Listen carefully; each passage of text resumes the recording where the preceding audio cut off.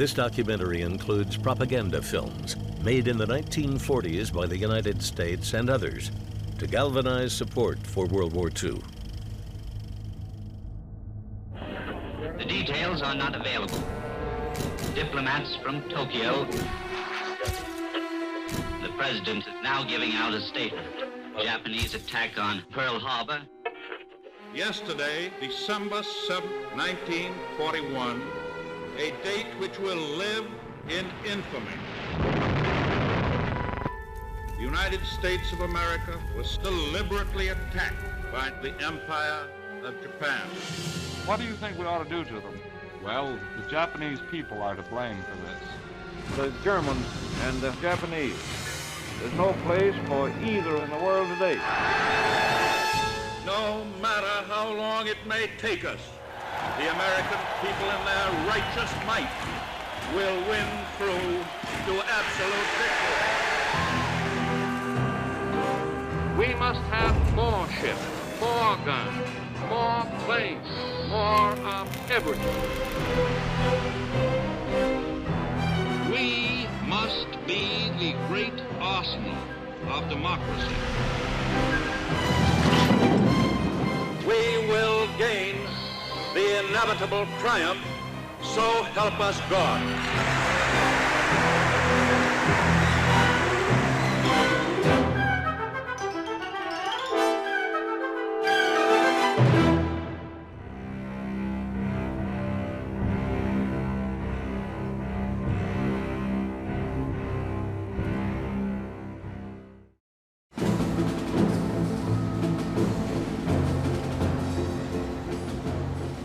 World War II was total war, as much industrial as military, pitting the massive manufacturing might of the United States against the Axis powers: Germany, Japan, and Italy. While not immediately apparent to our enemies, the U.S. had three distinct advantages. Its location was far from the battlefield. There were plentiful natural resources, and there was a huge, diverse workforce, positioning the U.S. for victory. Re-elected to his second term, 32nd President Franklin Delano Roosevelt had been calling on Americans to prepare for war well before the Japanese attack. We must be the great arsenal of democracy. There will be no bottlenecks in our determination to aid Great Britain. Just before the U.S. entered the war, Roosevelt signed the Lend-Lease Act, guaranteeing the production of war materiel to support our allies.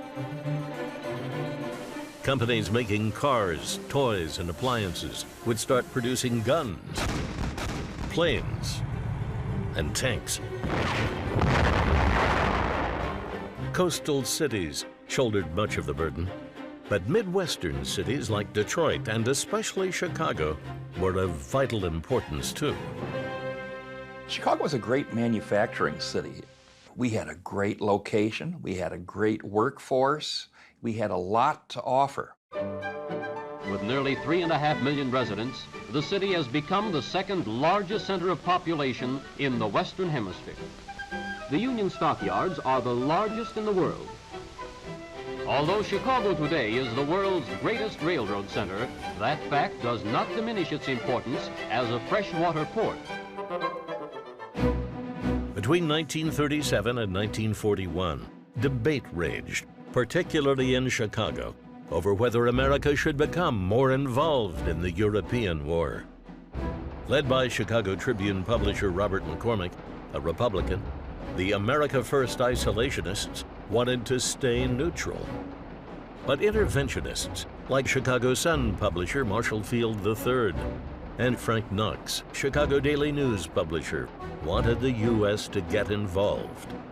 So did the city's Irish Catholic mayor, Ed Kelly. Constantly on the alert. Kelly, classic old school political figure, the master politician, the guy who knows how things work, all things through patronage and contacts and networks. Kelly was one of the most powerful mayors in the country at the time and made sure that supporters of the Democratic machine were definitely taken care of.